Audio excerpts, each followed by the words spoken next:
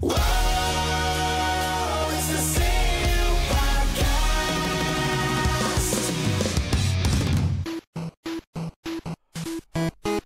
As I stare at Ian's horrifying Winnie the Pooh t-shirt. It was given to me by our dear friend Tom. Oh, he's a big t-shirt giver. I know, He Ian. is. I know. Yep. Welcome to the CU Podcast, number 155 for Tuesday, April 9th, 2019, alongside Ian Ferguson, who still has my Bloodsport shirt. I'm Pat Contry.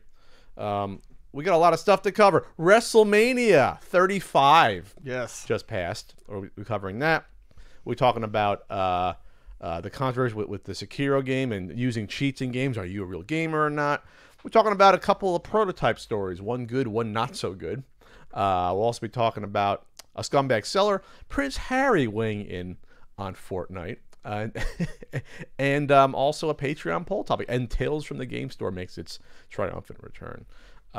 So, Ian, real quick, before I get into what's going on with you, hit a milestone. I finished my last written reviews for a certain Super Nintendo guidebook. Wonderful. Congratulations. The last one's Super Mario World, which was a full page review.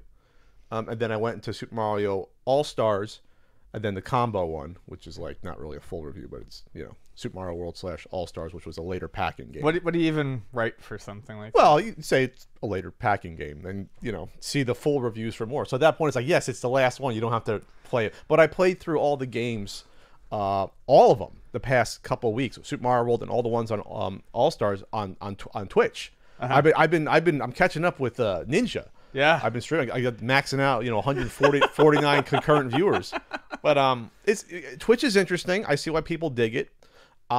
It's not good for at least for me, for being able to play hard games and complete them more easily. I'll say that because you're distracted by the chat and your mind. The part of your brain focusing on difficult gameplay is probably also the same one thinking about funny things to say or interacting. So I really needed all that because this is the first time I've ever played through Lost Levels or the Japanese Super Mario Bros. 2. Are you aware that we did not get the Japanese Super Mario Bros. 2? I am aware. We got a game called Doki Doki Panic. Are you aware? Are you aware? But Lost Levels is trash. I'll just say that. It's a trash game. They forego good stage design from the original. We'll just throw tons of enemies in your way and traps and just make it fucking difficult, like on its face. And I didn't realize there's dead ends in that game. Oh yeah. There's this whole there's a 6-1 stage that's a dead end that you go through a warp. You're like, oh, I'm warping to World 6. No, you're warping to nothing. You're warping to the end of your game. Yeah. And there's stages that's the same thing. There's stages that you can get to and not realize, oh, I missed a vine or something. It loops back around. And there's looping stages that happen like several times in the game. It's trash. I'm sorry. It's not a good game. I don't hate it. Did you ever play through the whole thing? Yeah, I did with did? cheats, but yeah. Oh, I used save states to do it. I did it legitimately. I had to use save states for something because I wasn't going to spend 18 hours to beat it. I mean, it wasn't great. I'm just saying I didn't hate it. It takes a 5-star classic game and makes it like above average. And you want to say that? Like it just reduces it. Yeah. There's barely any power-ups in the game. I got the fire flower like once or twice in the game because whenever you get a mushroom, you get killed instantly right afterwards. And they put the fucking poison mushrooms in for no good reason. It's just like it's a game troll. It's like the Mega Man of the Super Mario Brothers series because it punishes you for going forward at a fast rate. It does. Like you have to memorize shit in it. And in a Super Mario Brothers game, you shouldn't have to memorize shit constantly.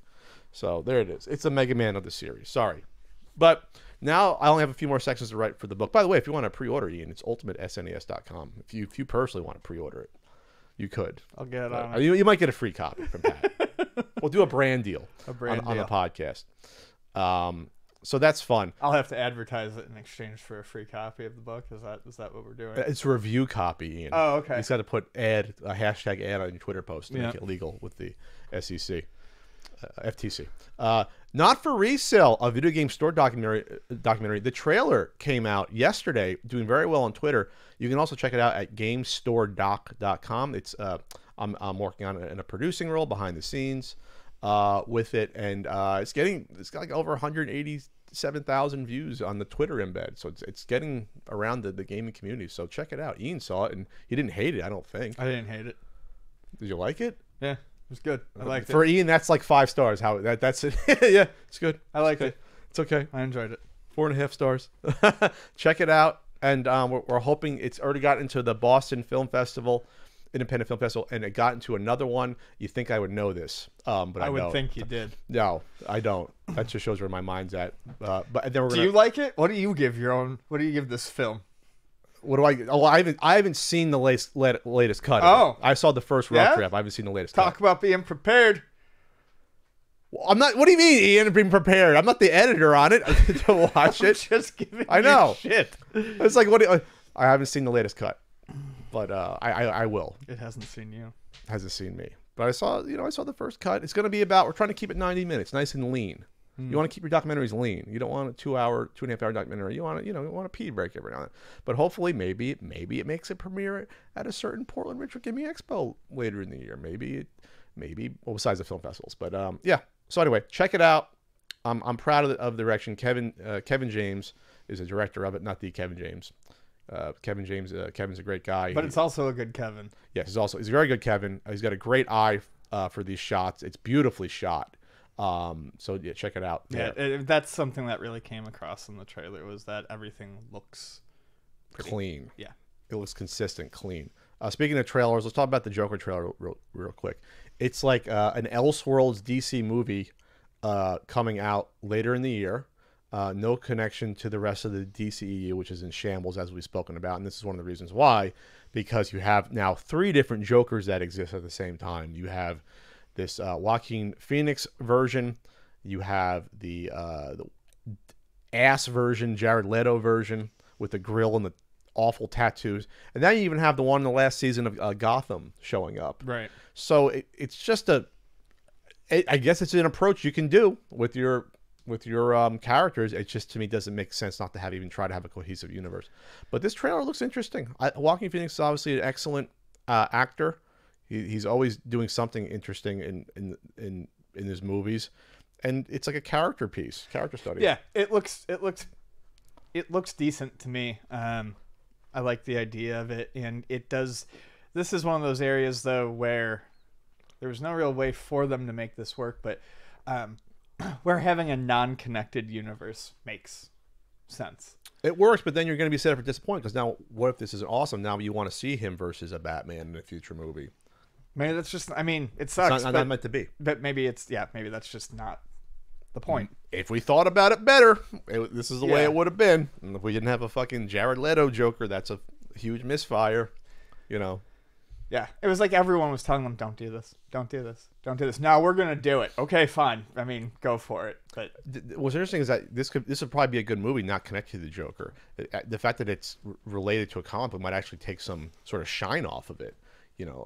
Because it looks like, even I think the director said, like, yeah, inspirations from Taxi Driver. It's like Taxi Driver. It's a descent into madness. sure. It's also looks like it's also partially inspired by the other Scorsese one where De Niro is the stand-up comic. What the fuck is it called? Oh shit, I don't know that one. That's supposed to, The I've never name. seen it, Yeah. but it's supposed to be like harrowing and like really good. Yeah. And that's sort of, and De Niro's in the trailer. He looks like he's a talk show host in it.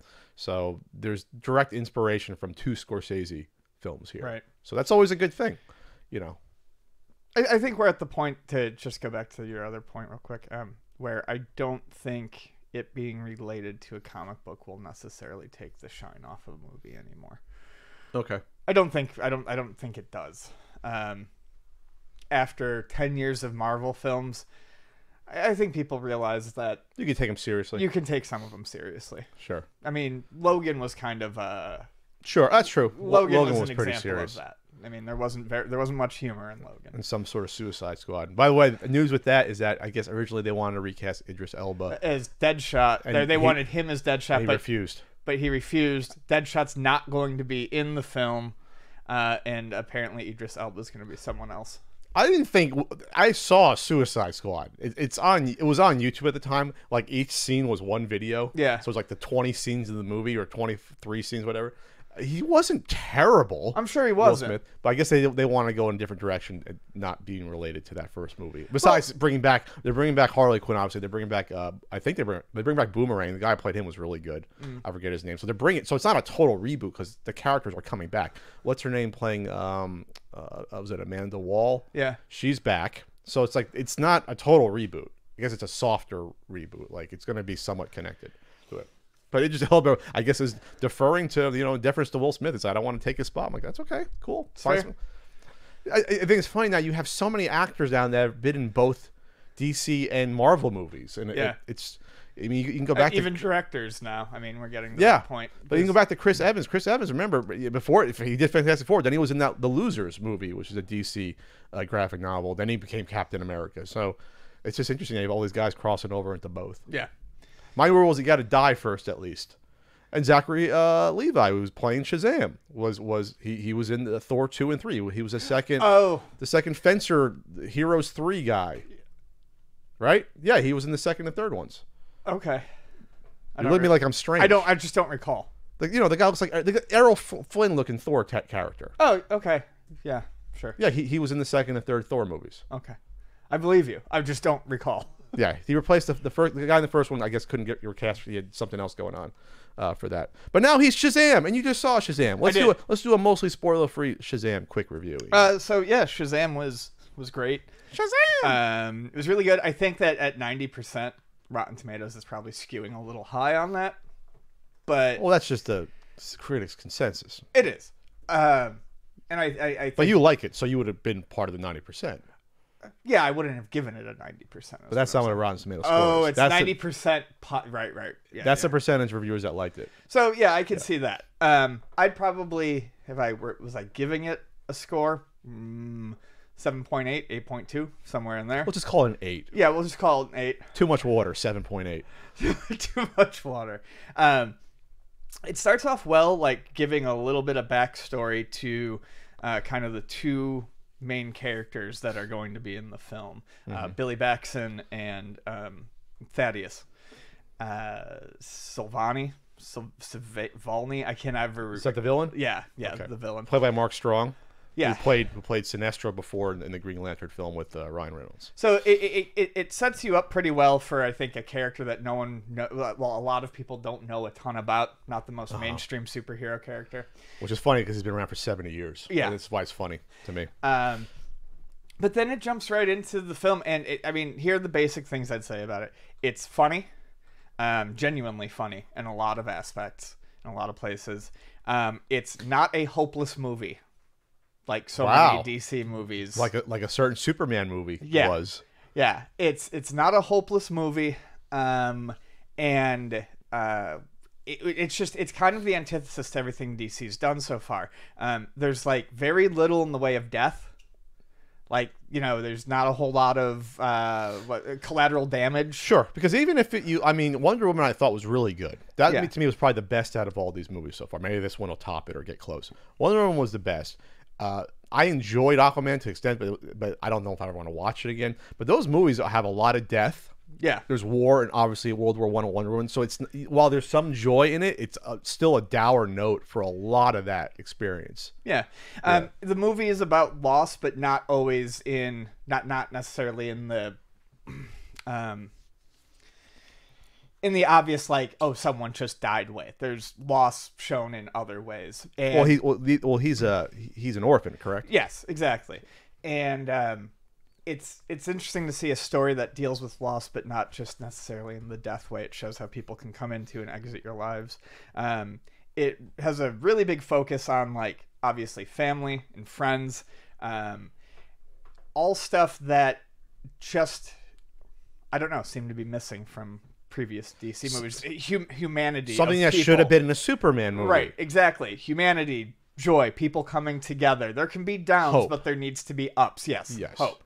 But yeah, at the end of the day, it was good. The action was great. The humor was on point. And one thing that I do want to point out is that the Asher Angel and what's the other guy's name? Something Levy. Zachary Levi. Yeah, Zachary Levy.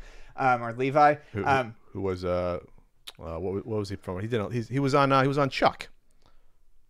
Was Oh he a yeah. Chuck? Yeah. Yeah. So Levy plays, the older version of And Billy. boy, did he get ripped for the part. Yeah. Holy shit. But they play the character that they both play feels uniform.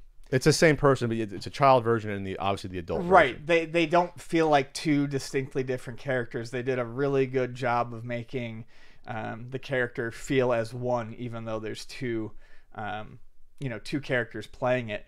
And that extends to further on in the movie too. I won't say much more about that. But I'm actually excited because I think not a lot has been spoiled in the trailers for this. I'm pretty sure. You see, no, from what I understand, from what I saw in the trailer to the movie, there's still some pretty good surprises in the movie. this is what they focused on. Yeah, you see him go like into the liquor store, but I'm sure that's like right after he gets his powers, he discovers them, and they go. Yeah, it's during an original. early. It's during an initial montage when they montage, like when he first gets bulked up. Yeah. Yeah, I was reading about what he had to do to bulk up. Obviously, the suit added a little bit of padding, but he did get ripped for this. And like Men's Health, I read that Men's Health went after him saying, no, that's just a padded suit. Like he did get muscle. So he posted on Instagram himself, yeah, I bulked up. Yeah, of course he bulked up for the role. You have to. A lot of these guys get ripped for the role, but it's tough. Like what you put your body through to get into that shape and what you have to eat. Well, especially because they do it. They do it at a much faster pace than well, anyone that too. else They're not does. taking a year. They're doing it like in 5 months. Right. And one of the things and the same thing I read that Patrick Bateman, who I love, who played the villain in Aquaman, who was fantastic and everything. He's very underrated. He said one of the things is that you're constantly eating. Mm-hmm. And what Zachary Levi says is that you're eating even when you're not hungry. You have to keep eating. You need like the protein and calories. You have to feed your body. And that sounds fun and all until you realize I don't want to eat another pound of fish today. Like I don't want to look at it. And plus it's tough to work out for. These guys are working out like 2 hours a day or like 2 hours a day, like 5 days a week. They take days off, but it's just rough. But now he was actually funny because Levi actually said like, now this is gonna be my lifestyle. I'm gonna be healthy going forward. I'm like, okay, cool, man. Good on you. So I'll definitely will be seeing this. I just think it's so interesting that we're not even in the summer movie season yet. We've already had 3. And we had 2 Captain Marvel movies. Remember, this is the original Captain Marvel from 40. I want to say it was 41 or 42. 2 Captain Marvel movies coming out within a month of each other. A Hellboy movie coming out this week, and then a huge ass movie coming out, Avengers 4 basically coming out in a few weeks. It's insane. I completely forgot about the Hellboy movie. So did I. I don't think it was smart for Hellboy to come out sandwiched in between these 2 other superhero movies. I just don't think it is, because Hellboy is a cult character, so I think they should have put it elsewhere. But it's not marketing movie. I think it could get lost in the shuffle because I want to see it. Because I did see the first Hellboy in the theater. I'm like, oh, it's an interesting concept, but it's not the sort of concept that sort of jumps out on you compared to like these other superheroes. See, I love it. It's just, basically it's a supernatural detective squad. But you didn't know it was coming out. That's not a good sign for them. I'm just talking about the actual comic, but no, I'm talking about this movie. You're like, I forgot it was coming out. That's not good. I forgot Shazam was coming out until I went to see Captain Marvel and saw the preview, and I was like, oh yeah, that's coming out. Oh, the Captain Marvel trailer during Captain Marvel. So the story behind that was that, so originally, real quick, the original Captain Marvel wasn't DC. It was, I believe, Fawcett Comics or Charleston, one or the other. I forget. But then they kept getting sued by DC, saying, "Oh, you're ripping off Superman," even though it's like, no, we were fine. So even though they technically were in the legal right, they got ground into the dirt by the muscle of DC and the money. So they sold the character eventually to DC, and then Marvel made him change the name. 20 years ago? It was fairly recent they made him change the name to Shazam from Captain Marvel, which is funny. I know when I was a teenager, it was still Captain Marvel. Yeah, so I want to say it was like somewhere in the 2000s. I should look that up. I should know that. I should be prepared.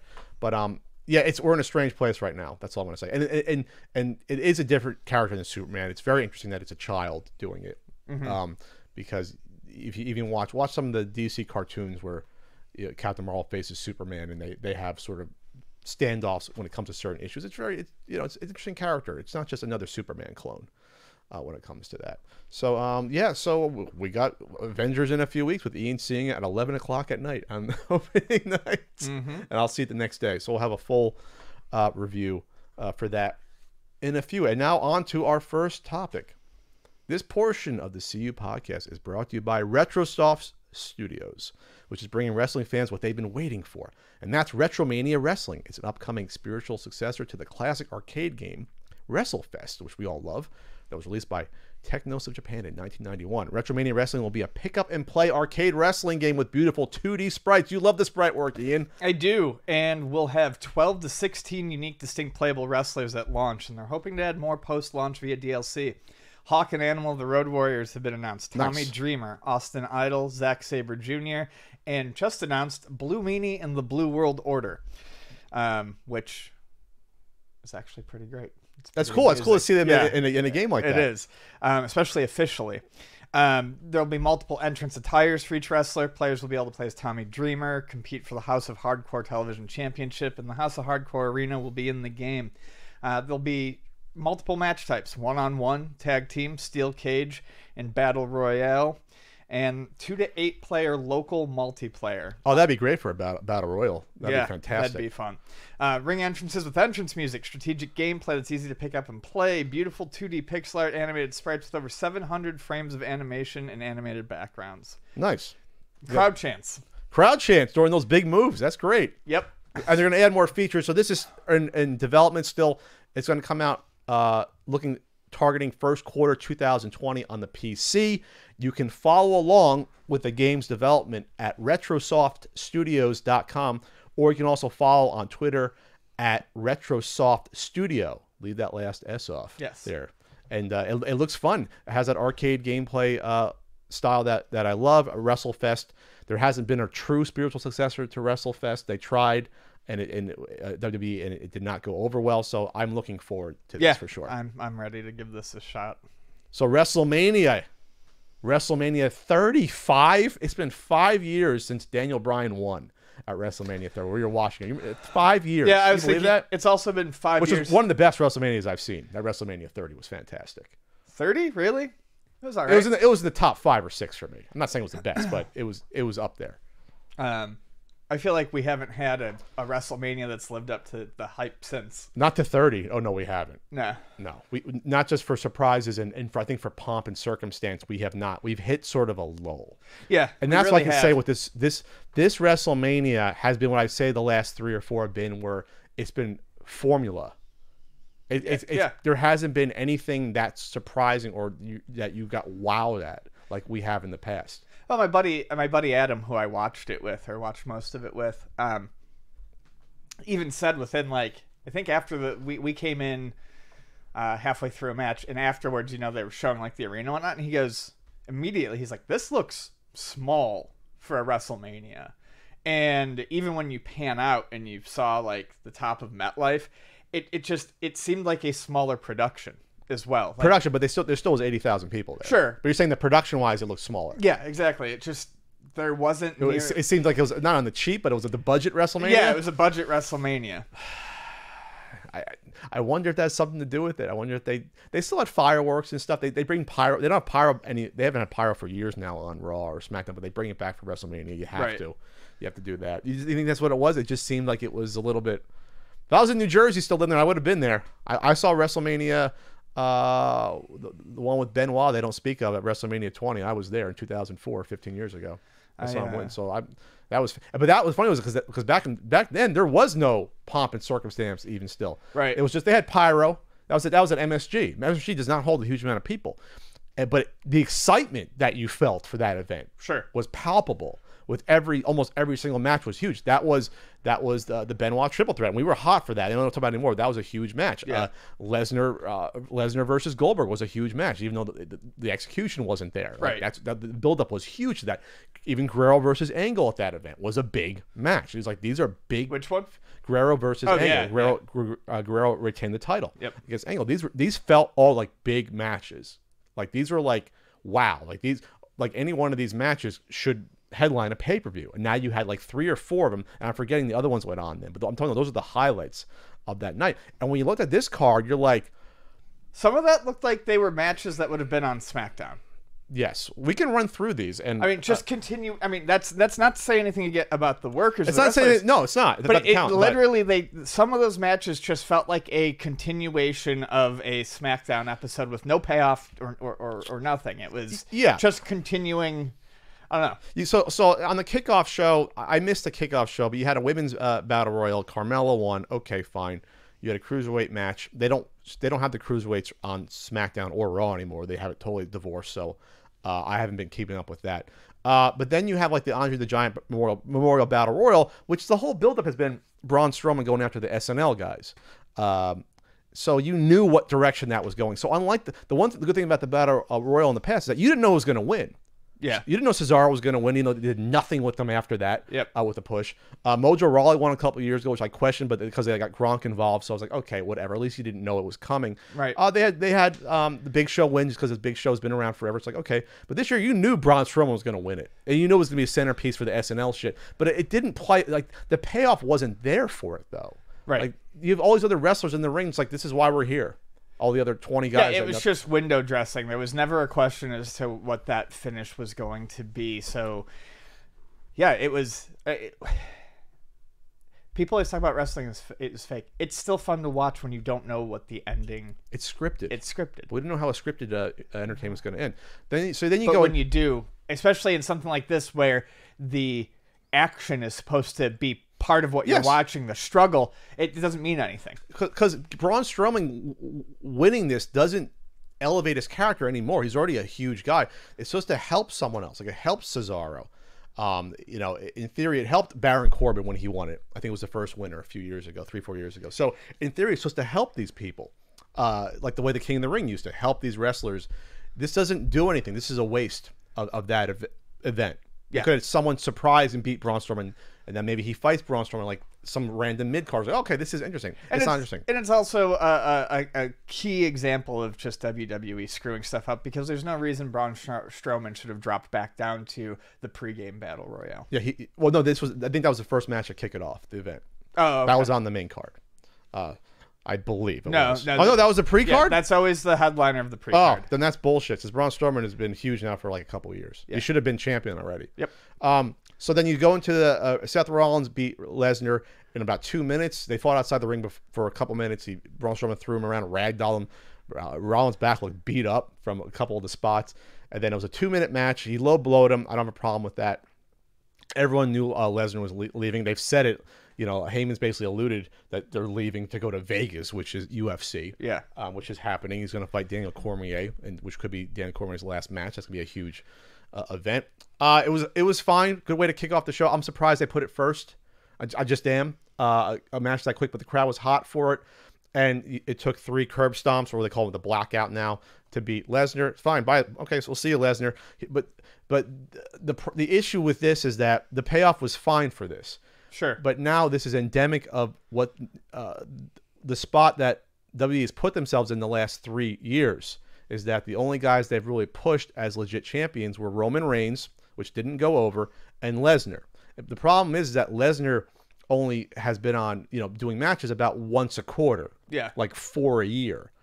That's hard to build the company around storyline-wise when you have one of your brands, Raw, not have the champion around. And they've acknowledged that. Rollins has said, I'll be around to find a champion. But the point is now you have Rollins leading it forward, and Rollins is a great worker. He could do that to an extent, but he shouldn't have been the only one now. There should have been guys built up the last few years. There should have been Ziggler built up, as you said. There should have been Bray Wyatt built up.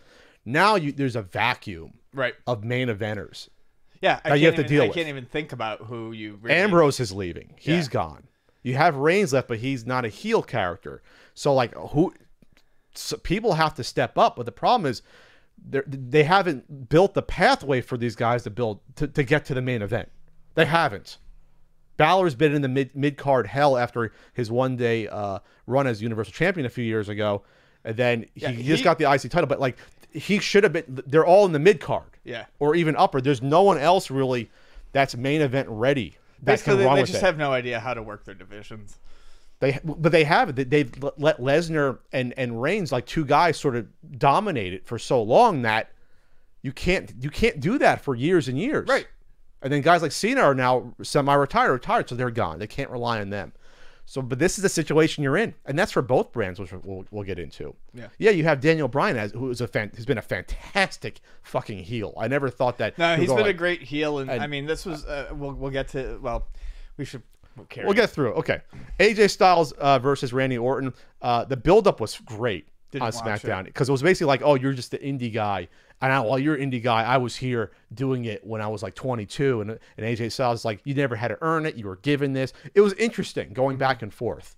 It actually was. The match though wasn't that interesting. It was a standard Randy Orton match, and Randy Orton's not a bad worker at all. He can put together an entertaining match, but Randy Orton never seems to have that fourth gear. He's a solid B+ player. No, he is the B+ player. Yeah. Because he'll put together a match that probably won't ever really disappoint to that level or be bad, but you're never wow, like, holy shit, Orton did that, or they worked something interesting. It's the same formula. Yeah.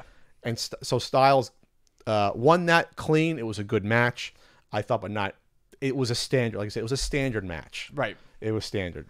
Then you led into the 4-way tag team title match, which unfortunately has been the way the last few years, where they throw all the tag teams in with no real interesting angles, just throw them all together and have them fight in a 4-way, and it's fine. It's miserable, and it's it's not fine. It sucks. Well, the It's matches awful. are fine, but there's no build up to them. Besides, all the build up is all the teams face each other the month before in various comment. That's the build up. But they have been pushing Aleister Black and Ricochet, who are great, up from NXT as a tag team.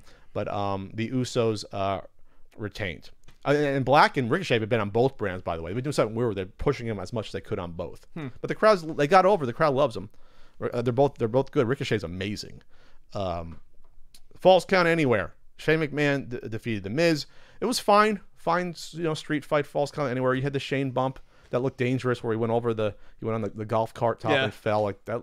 I don't like seeing this stuff. I keep saying it every year. He's older and older, and he's gonna get really hurt, or he does. I just don't like it. But this is what they do every year with Shane. They turn Shane heel just so he can do this. Just so he can get hit. Yeah. Just get hit, and then it ended with a superplex. You see that, and then Shane. Yeah, that's where I came in. You want to talk about the women's tag match? It was awful, just like the men's one. I'm sorry, I don't find them even. I don't find them fine. You have no flow with 4 people tag matches if there's no story that's been built up over time. Everyone gets in the ring, does a couple spots, get their shit in, right, and then that's it. So it's disheartening because most of the women who are in that match are great.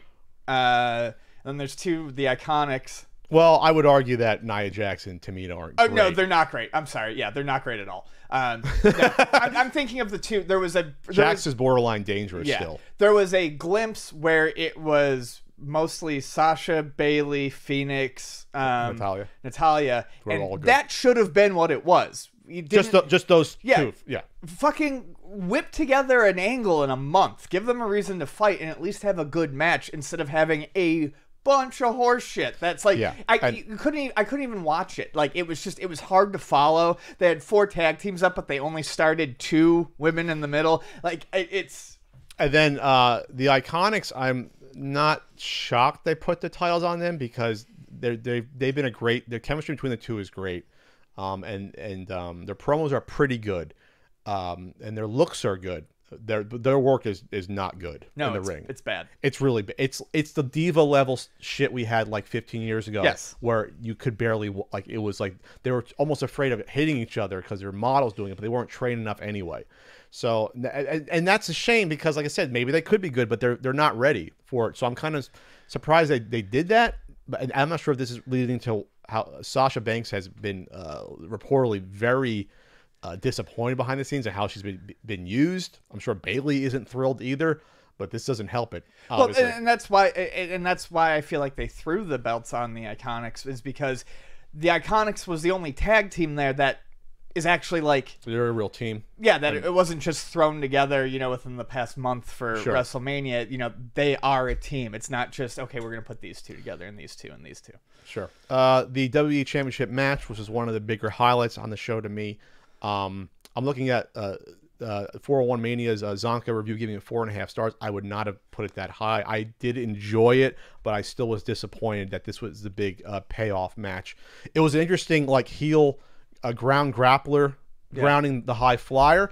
Here's the issue with doing a match like that. You don't usually see that in WWE. The fans weren't expecting that sort of match. Right. Where it was more, especially for a main event match, where ground-based, more technical, Brian trying to keep submissions on. They used a lot of psychology, and they used it well. Where I think they faltered was usually when a match starts with a lot of that, there's still a pretty... There's still crescendos, and they build a pretty good head of steam to the finish.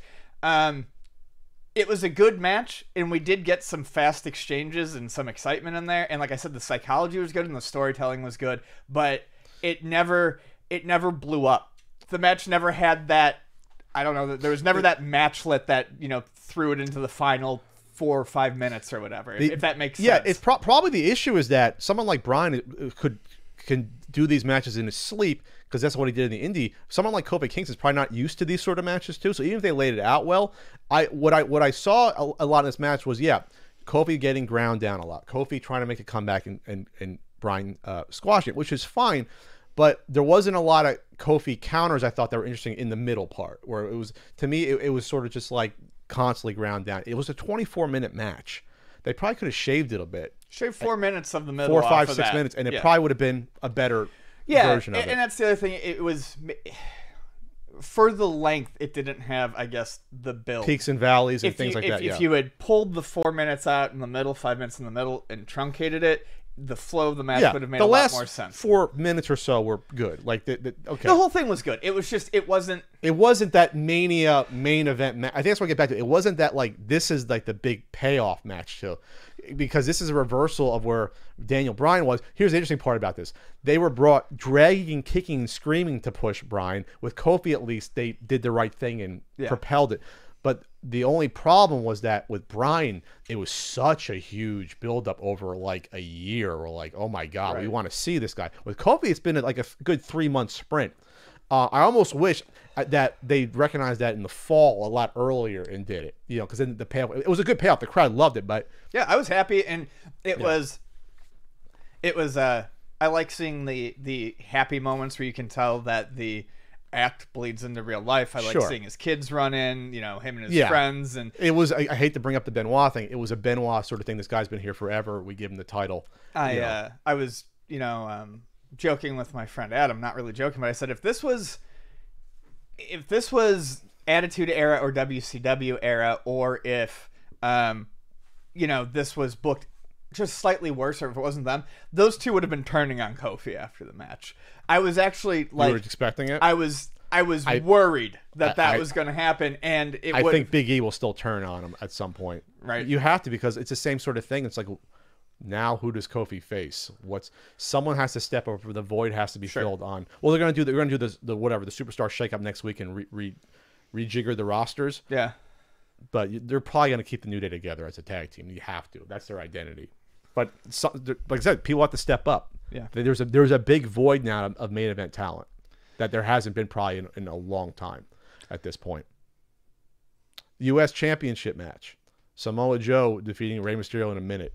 It was a squash match. I don't know if Rey was injured. I think there was reports that he could have been a little gimpy. I'm not positive about that, but then I feel it's terrible just because that would be a great match, like a good 10-minute match. That's what bothered me. Like, it came up and I was like, oh, I forgot about this. And Adam and I were like, oh, sweet. So we, literally we're talking. We walk over to the kitchen, we get a drink, and we hear the match end. And we were like ready to settle into it. We were real excited too because it was Booker T's guest announcing. Oh, that's right. And we miss Booker, so because Harlem Heat got into the Hall of Fame, which they deserved. Yeah. So yeah, maybe it was a combination of that and the fact that maybe the championship match ran over. But I'll argue, we'll get to this in a second, there was a lot of other matches they could have shaved time off of than this. Yep, absolutely. You want to say even a 5-minute sprint I would have been fine with, not a minute squash match. That's just not acceptable. And I feel bad for Samoa Joe. It's first WrestleMania, and this is what he gets. Samoa Joe is, I guess, Samoa Joe's going to be a main eventer. They have to.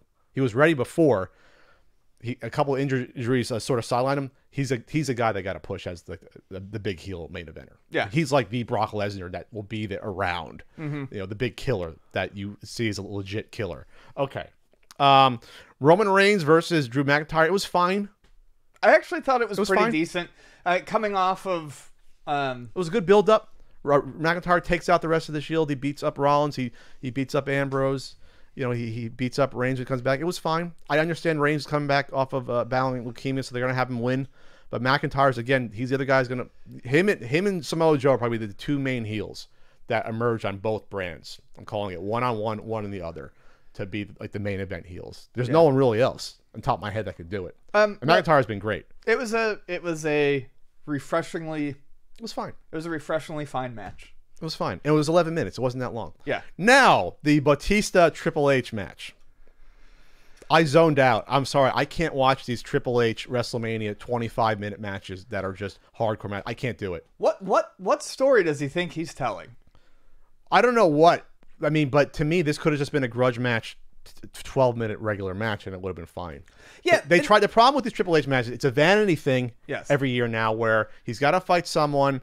It's got to be a big thing with the sledgehammer's got to come out. Dude, you're 50 years old. Let's just do it. You're still in good shape, but just do like a 12-minute match for your ego. You don't need a 25-minute match. It's boring as fuck. It's just boring. Right, and that's the thing. It's not even like... And the build-up was good. The build-up was really good. And it's not even like on a technical level, it's awful. It's just boring. It's just boring. It's just boring as fuck. It's just plotting. If you took that match again and you shrunk that match down to 12 minutes and you gave some of that time to Samoa Joe and Mysterio, we could have had a quick good match there, and we could have had a watchable Triple H match. But 28 minutes is forever. This was the review said, well, that sucked. It was slow, glacially slow. There was no energy, and the crowd didn't really react to anything. Time for Triple H to stop being an in-ring performer following last year's shit matches, and now this one. But Triple H has to work his epically long matches that have no emotional investment. The plunger didn't even help. Well, and that was the thing. Like, it didn't seem like anyone was really invested in either of them. Which is, because the build-up was great, I thought. People loved Hollywood Bautista coming back. And this is what they do. I don't even think it's on Batista, to be honest with you. No, he hasn't wrestled a match in 5 years. Yeah. He hasn't been around. Since he left shortly after WrestleMania, a few weeks over, he said, I quit. And that's it with that. Okay. Yeah, that Angle versus... And I was getting to this. The ordering of these matches was strange. Yes. I thought it was strange to put the Kofi match so early. I'm not saying that should be... Because the crowd was mostly dead after the Kofi match, rightfully so. But that's why you got to put it. I know they wanted the women's match to be last, but you can't put the Kofi match that early. Kurt Angle versus Baron Corbin. It was fine. It was what it was. It was exactly what I expected it was. Angle was gonna go out on his back. Angle's he can barely wrestle that well anymore, So it's a 5-minute match, and Corbin wins. After he tried to do a moonsault, and I was like, please don't do the moonsault. I was like, please don't do the moonsault, Kurt. And he did the moonsault. And then, he gets finished at the end with End of Days. And that's it. He came back on Raw and got his heat, and he took out Corbin on Raw, which is almost like you almost should have did that with the match then. Yeah. It's not usually how you go out, but whatever. It's fine. Corbin has been a good heel. He's been a good heel. Obviously, people hate him, but it's actually good heel heat. It's not it's not like X-Pac heat. It's actually, they don't like the heel character. Sure. So it's fine. He's been fine. But I don't know what they do with him now. Lashley versus Finn Balor was fine. It was 4 minutes only. Wow, they gave more minutes to Corbin versus Angle. I was about to be like, did I watch that match? I'm like, no, I did. It was just very, very short. Here's the issue with this shit, is that this would have been a big deal, but Balor already beat him for the title, a month ago. So, like, why did you do that and then lose it back to win it again at WrestleMania? Just have the long chase for a couple of months. Why do you do this shit? Like, why do you book it like this? Why? WrestleMania is supposed to be special, not going back and forth 50-50 feuds. Yeah. It wasted the Demon. The Demon only comes out like once a year, right? And then and Lashley's been great as a heel, by the way. He stunk as a face coming in, and they realized that he's been great as a heel. So he's been done wonders as a heel. He'll probably be the other big guy they can elevate as well, but he's not good on the mic at all, so it's kind of tough. He's imposing looking, he has charisma, but the mic work is shaky. All right, so it's time for the main event, because we're getting as long in the tooth as Triple H matches. Oh, Jesus Christ. Triple H, God. All right, so I tweet out, I thought the ending was terrible. I thought the match was good. I thought it was a good match. I thought the match was good. I thought it was better than what I expected it to be, because I really wanted it to just be one-on-one. But yes, but seeing Charlotte's involvement in there gave it some better heat. Gave it some better Cohesiveness. and action in the ring. I don't know that. Yeah, Rousey probably couldn't do a 20-minute match. Yeah, exactly. I don't know that Rousey could have. I don't know that Lynch could have carried Rousey to a WrestleMania match if it was just the two of them. And Rousey's been pretty good in the ring. She's done great in this year in the ring. She looks legit. She has a lot of the psychology down and things like that.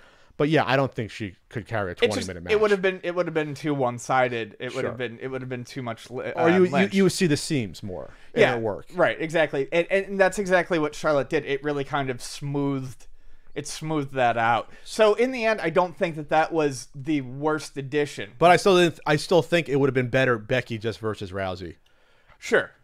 I don't care if it was a main event. You can do it second match before the main event and do it like a 12-minute match or 10-minute match, and it might have been the better payoff for this. They decided to combine the titles. I don't know, winner take all. I don't know what they're thinking about, or having the women. I like unification of titles. Then why have separate brands then at that point? Well, for them, I'm thinking maybe they aren't going to. For the women, yeah. They'll just have the one tag title and have them both on both shows. Yeah, and you could do them on both shows. Maybe they thought about that. Maybe they said it's not worth splitting off the women's roster. There's not enough talent to go around. They're probably right. There isn't enough talent to go around to have two separate rosters. There probably isn't. To be honest, there's probably like 6 to 7 really good wrestlers between both rosters. I'd say that there's probably more than that, but still. I'm not really good. I mean, like, could headline a pay-per-view. Sure. Like people like Naomi are fine. I don't know if they should be headlining big pay-per-views. No. Yeah. But let's get to the ending, since that's the part that really bothered me. So the ending is Charlotte's out of the ring. She goes for Ronda goes for her Samoa drop, Piper's pit move against Becky. Becky counters into a crucifix pin. Ronda's shoulders come up at the 1 count. They go back down for 2 and 3. And then immediately, even the announcers is like, "Oh, I don't know if she really got pinned, Ronda. What's going on?" Ronda gets up immediately and is like, "What happened?" after she got up. So they were questioning Becky winning legitimately the title in the main event immediately, and I just had flashbacks to Hogan versus Sting at Starrcade. Sure. With it was supposed to be a fast count, and Nick Patrick, the ref, supposedly screwed up, and it wasn't a fast count, or Hogan told them behind the scenes not to do it. Bret Hart, so it was a semi-cluster because of that, and it wasn't clean. And to me, it put a whole damper on Becky winning. To me, I don't know. It seems as of Monday that they've written that off. So the question is whether or not it was a botch that Rousey screwed up, or Becky in doing the crucifix pin. I'm almost 100% sure it was Rousey botching it. Then they shouldn't. Then it should have been acknowledged at all by the announcers. They should have just steamrolled past it. But I'm trying. But even Rousey's reaction was like, "What happened?" Like it was not. It did not look right. Sure. But they've seemed to write it off. I mean, I'm just trying to look at this match as a whole. I'm trying to look at the positive. I have no issue with the crucifix finish. If you eliminate the doubt from the end of that, and if they've really written it off, I think it's a fine match. I think it was very good. The crucifix finish does not bother me at all. I like quick finishes like that. I don't think it's necessary that you have to do it clean in the middle of the ring on your first main event to do it. Also, I mean, the reversal finish shows that they're scrappy. It shows that they're smart. And we've also got WrestleMania 3 with Savage and Steamboat. That ended with a roll-up. Wasn't the main event. It doesn't matter. I mean, no, it does. Here's why. This is supposed to be WrestleMania main events are supposed to be the star-making moments. Yeah. They're supposed to be definitively, this is the face. Becky Lynch has been, for the past 6 months, the face of the company before they decided to throw dampers on things. Have her show up in crutches every week and get her ass kicked. Sure. Have Charlotte go into the main event. This is shit, and I have to do the analog to Stone Cold. They would never have pulled this stuff with someone like Stone Cold back then, because I realized this is going to be the next star. That's fair. So when Stone Cold beat Shawn Michaels, it was by the stunner in the middle of the ring at WrestleMania. Sure. He's the new guy. Right. He's carrying us going forward. Ronda Rousey could have made someone a bigger star by tapping out to Lynch in the middle of the ring. That's true. It would have been that much. Think about that. How much that. And Ronda's going away reportedly. I think that to maybe have a child and focus on family for a bit. You wasted now her making someone a bigger star as much as you possibly could. And maybe I'm being greedy when it comes to this stuff, but that's what I wanted to see. I want to see that moment. Because think about how much bigger it would have been. Ronda Rousey gets tapped out by another wrestler. The mixed martial arts gets tapped out by Lynch. Now she's a badass. A crucifix pin, that's not a badass ending. I'm sorry, it's not. That's a technical fine ending to a match. That's not, I'm the badass. I'm the man. She's calling herself the man. You're going to call yourself the man in storyline mode from a crucifix pin that's now disputed, whether or not it was a botch or not? Lukewarm to me. I'm sorry. Doesn't seem like it's disputed anymore, though. but you can't go back and watch it even. It can't even be a classic moment. I don't know. I can watch that match and enjoy it. What I wanted what I wanted him to happen was Lynch to win. And honestly, the fact that we even got the winner that we would want from WWE at this point, I'm just not going to. You're just happy that I'm just not going to. I mean, okay. WWE is going to fuck it up any way they can. They already fucked it up by putting Charlotte in the match, and I understand why. I felt like it was a amusing match that was fine. It was better than most of the matches on the card. But there you have it. That's WrestleMania, and I think that's one of the problems is that most of it was just fine. So yeah.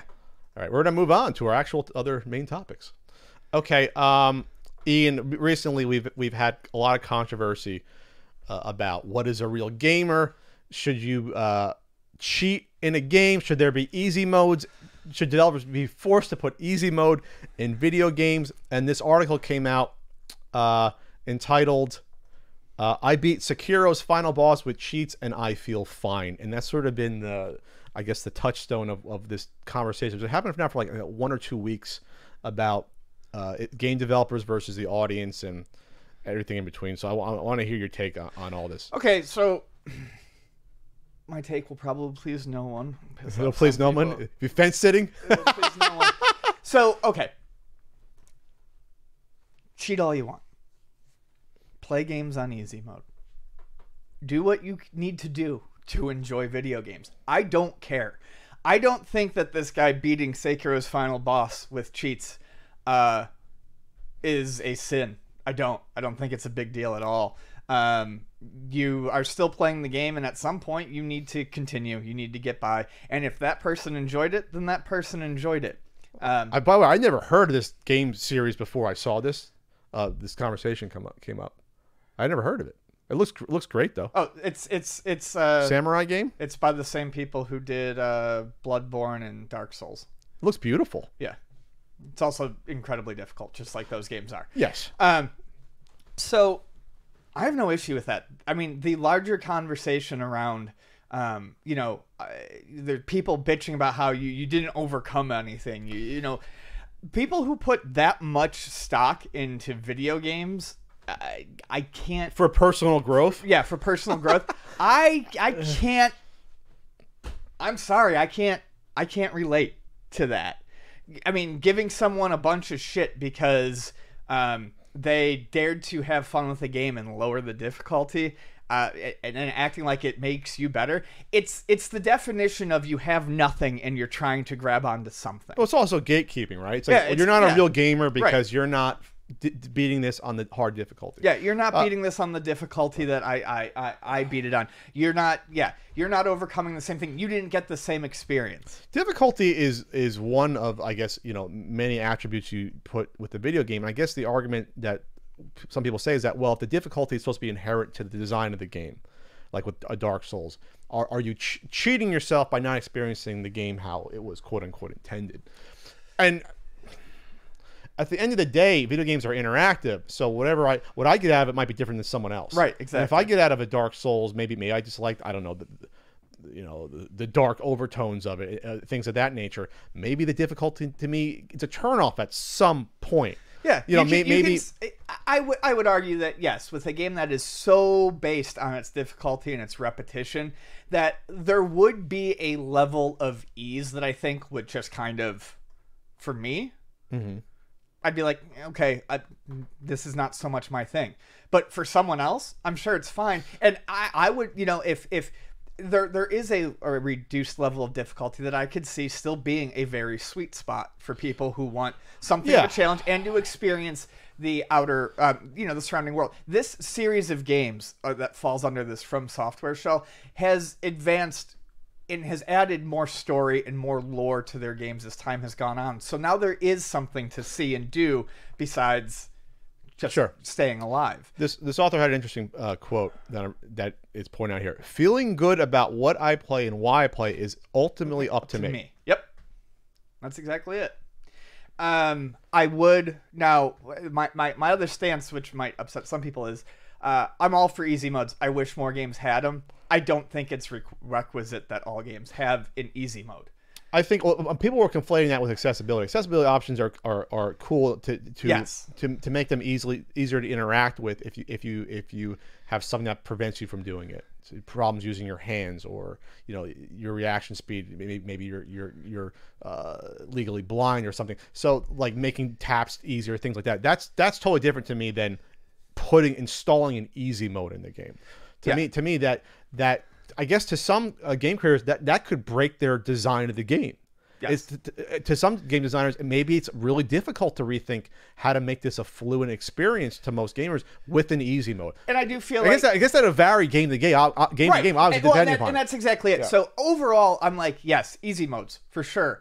But personally, I just avoid games like Sekiro and Bloodborne and Dark Souls. I like them; they're cool, but I know that they're just not for you. They're not my thing, so I avoid them. I feel like at some point when that difficulty is so inherent to the genre, while you could do an easy mode, and while I'm in favor of these all having easy modes, why even go into that direction? Yeah, I guess that's exactly it. I would say this: there's so many video games out there that if one turns you off because it's too hard, play one of the millions of others and go towards it. Right. I don't think we should be forcing. Obviously, we shouldn't be forcing developers to put in easy modes if they don't want to. That's insane to do that. Like it's just counterintuitive to anything. There'll be games that if a certain game appeals to you more because there's an easy mode, then gravitate towards that. Now, the one thing I will say about, obviously, if it's a multiplayer game, obviously cheats are out. Yeah, cheats are out. That's not even an issue. You're breaking terms of service. You're fucking with other people and things of that nature. If you want to download a hack for a game you bought, go do it. I don't care. Yeah. So, like, I don't. Who cares? So I mean, I'm shy of saying, oh, they have to put these easy modes in, but yeah, it'd be nice if they can. I'm not gonna lie. Do it if they can, and if not, and you've got it on a PC or something, do what this guy did. Download a hack for it. Cheat it. Sure. I mean, that's fine. I just I will agree with you. Let's shy away from the extraneous sort of, oh, you're cheating yourself thing. Yeah, bullshit.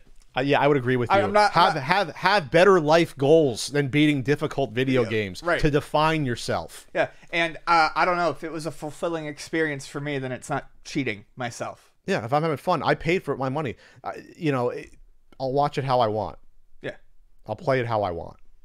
I'm all for the easy modes, the cheating and single player, and hopefully they'll put them in more. I do think that this has got blown up to a weird point where I thought a lot of this was common sense, and I guess it wasn't. I think one of the things is with Sekiro specifically, and like the Dark Souls and Bloodborne games, I think it's one of the weirder games to make that argument because it's so punishing.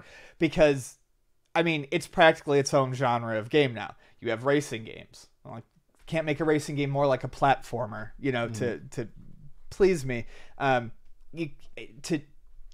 At that point, it seems like you're just. It's not the best example to make because that is its mechanic. That's its genre. It's a hard game. Racing games, platform games, role-playing games. This one is hard. It's just hard because that's its genre. The combat mechanics are hard to get. So we can get away from that thinking and be like, okay, well, these are hack and slash adventures. These are RPGs. We can see them for their other qualities. And then, maybe there can be an easy mode. But I just feel like it would have been easier to make the argument using something different than that specific style of game that this one company specifically makes. Sure. All right, anything else to add? Nope. I think we covered it. All right, Ian. Mario Odyssey and Breath of the Wild will support Labo VR, according to our pal Chris Kohler reporting on this. So this is neat. I don't know exactly how. And we skipped Labo VR, really talking about before, and now we're talking about it. So it comes back. Yeah, I kind of think it's going to be neat.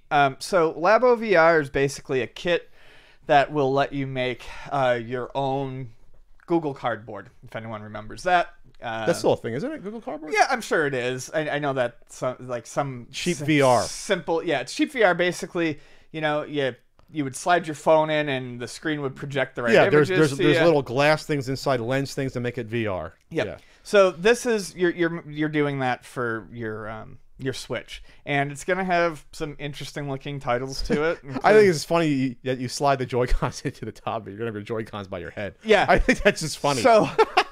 Yeah. Hopefully there's not some sort of weird gyro cancer shaking your brain or something from the exposure. So they showed some flying games and stuff like that, and it looks pretty neat. But they've just announced that they're going to be doing all of Breath of the Wild is going to be available in VR. That's pretty awesome. Just being able to ride around and explore that. Walk around. Is pretty awesome. That's cool. Sunshine day.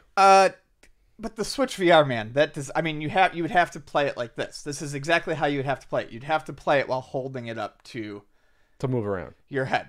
To move around, to look, to do unless and to play. Unless they do something where you have 4 Joy-Con support. Well, I would say maybe you could hook up a Pro controller at the same time. But then what are you going to do? Tie the shit around your head? Nintendo has to think about this. They must have had this thought of. Because you're right. Not necessarily. What do you be walking around like a chicken?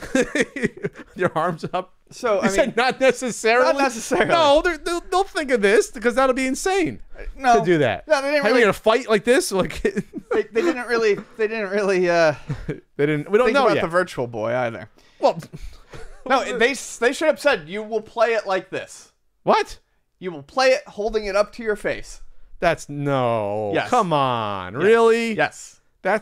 They can't think of an alternate way to do this. I'm hoping they do, but I mean, honestly, to me, what is it? Laying down and like resting it on my head? I mean, no. Well, the movement is, you have the moving around part, but then like the actual walking on another controller. Now, how do you keep it attached to your head?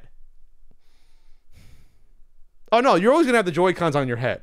What I'm saying is have another controller in your hand. How do you keep it attached to your head? I don't know. Okay.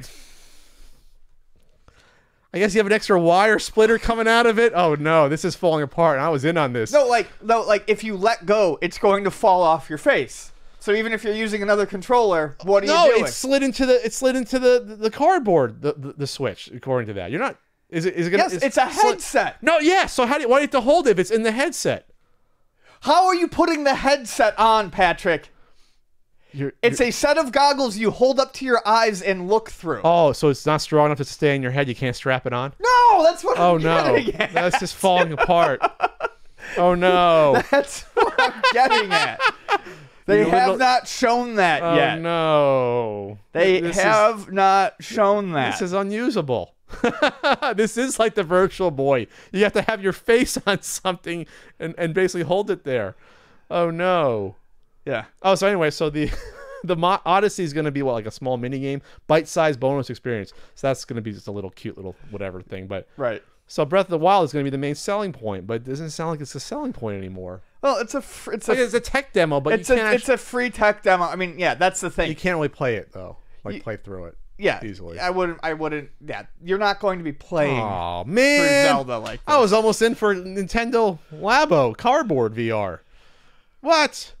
So yeah. The VR will be quite different. Super Mario Odyssey will get a bite-sized bonus experience with a series of 3 mini missions in which you collect coins and musical notes.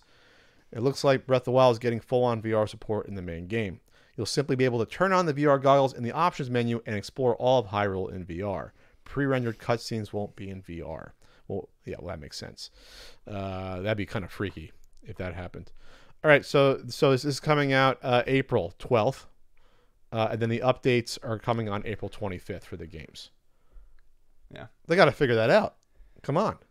Well, this is like a half measure, right? Nintendo didn't want to go in on VR. Maybe this was their way to test it, I guess. Well, my thing is, I mean, it depends on how you look at it. The Labo VR for the market is a cool idea. Little toy. And yeah, I mean, with the way the controllers have been shown and stuff like that, sure. I get it. I get, they've worked it out with you holding it up to your head. So I feel like the Zelda thing is just like, okay, we can do this. maybe it wasn't as hard as we thought it was for them to do it. I don't know how. But now it's not practical. But because they didn't design their But it's their not console practical. around, So I feel like that was more meant to be like a cherry on top of a cake to the VR kit. Like, look at what else you can do. But this is going to be focused on too much, I think, is a failure. And I think it's just meant to be a neat little thing. Oh, the modders will figure this out, though. They'll figure this out. Yeah. There'll be some crazy Zelda fans that want to play this properly, and they'll figure out some way to hack this up. Yep. So that you gotta hit the joystick on next to your ear when you're playing it. All right. I don't know about this.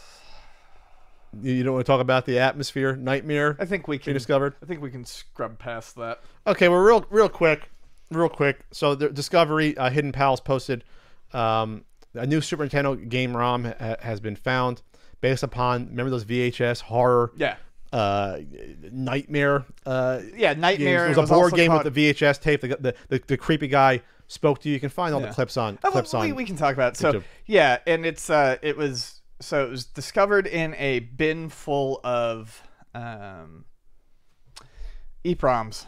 EEPROMs. And they testing them out. They found this. So it had been mentioned in magazines, but it had never been shown. It was developed by Beam Software, so I don't know that we're really missing our anything. buddies at Beam Software. Let's bring up the NES games they've done. Sorry, go on. They did Radical Rex, Shadowrun, and Tom and Jerry Frantic Antics. Now, Shadowrun is decent, but still, Beam Software has done plenty of not so great stuff, especially on the Nintendo. Anyway, so these are meant for meant for magazines based in Europe to preview, which is sometimes how these are found. They send them out to magazines and they never come back. Yeah. And then the original company, who owns the right to the Beam Software library? Maybe I should buy it for a nickel. I don't know what it's worth. So yeah, it says that it basically turns into an action platformer. And the gatekeeper will appear, throughout the game, who will attempt to thwart your progress, and you're trying to avoid the gatekeeper's unfair rules. So Holy shit. So it sounds like it might be the case is perhaps the main bad guy would show up every once in a while, and I don't know, maybe modify something like in the game. Just so the problem, I guess, this is just a weird thing to do. Yeah. The crossover between, I guess, there was that 6-7 year period, late 80s or the early mid 90s, where we had the VHS interactive board games. We weren't rich enough to have those. I never had one. I played one at a friend's house. I think I bought the wrestling one at the swap meet because I saw it one time. And it was like, woo, the WWF one I meant. But it's a weird property to do, to try to create an action platformer out of it. The ROM is out there, I believe, so you can play it. You can get it. And you can see this is how it is, but obviously this is fairly breaking. But you want me to go over Beam Software's NES collection of games? Yeah. Airwolf. Aussie Rules Footy. Got 3 stars from Jim, so maybe that's a decent one. Back to the Future. Sorry, Rue. Back to the Future 2 and 3, even worse. Even sorrier. Bad Street Brawler. Oof. Nope. Bigfoot. No. Bo Jackson Baseball. I thought that was decent, but it's not great. Dash Galaxy and the Alien Asylum. Game's awful. Days of Thunder. Whoa. Yeah. Family Feud. It's okay. It's kind of hard to screw up a Family Feud game. Fisher Price. I Can Remember. Fisher Price. Perfect Fit. Oof. George Foreman's KO Boxing. I think you reviewed that one. Hunt for Red October.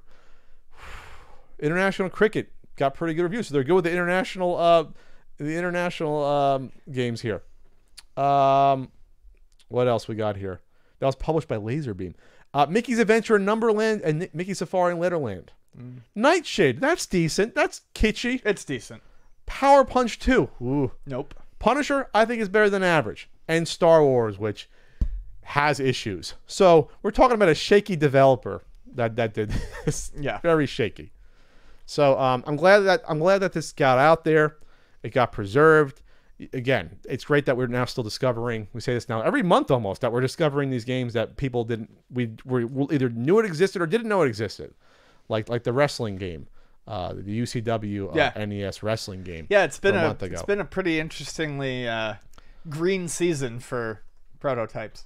And with that said, we have another story about game prototypes that are unknown and or undumped here. So, Ian, we mentioned some of this a few years ago, I believe, in 2016, when it was originally discovered by self-proclaimed game preservationist Patrick Scott Patterson. He's a historian too. That he came across, or it sounds like from our reports, he was donated from someone who was a game tester or worked at Game Magazine who had preview copies. It was a few different things. It was like the Mallrats Genesis title, which was, we thought, lost. Akira Game Boy title, which I believe was based upon the Famicom version, which I think came out. And then there was a third one that was totally people didn't know about or didn't know much about, was Heavyweight Hockey on the NES, which was a totally original title. So for a few years, I guess, we haven't been keeping track of this or not knowing what's happening. Every once in a while, Ian, I would wonder to myself, hey, what's going on with these prototypes that, as we know, mostly are unreleased or undumped. Yeah. He went to, I believe, PRGE in 2016, had a panel. He showed them off. I looked at some of the comments on YouTube on the video showing the gameplay. Wasn't digital gameplay again because the ROMs aren't dumped, just on a TV. Oh, here's Mallrats. Right. Here's Heavyweight Hockey. Here's Akira. Even in the comments, people are asking, hey, what's going on? Are you going to dump these? And some of the comments were asking that, which is a question you would ask a game preservationist. Yes. And his response was always like, well, I don't know how to do that, or thinking about what's best for these games.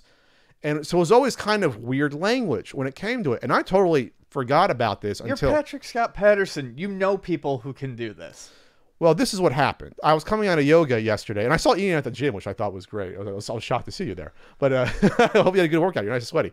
I looked at my phone, and someone said, hey, Pat, talk about this. And it was closed, sold eBay auctions for the Akira Game Boy, multiple prototypes in various stages. One's more finished than the others. And also for the Heavyweight NES hockey game were sold. So in the listings, when you look at them, it's made a point that these games that were sold were unreleased and undumped prototypes.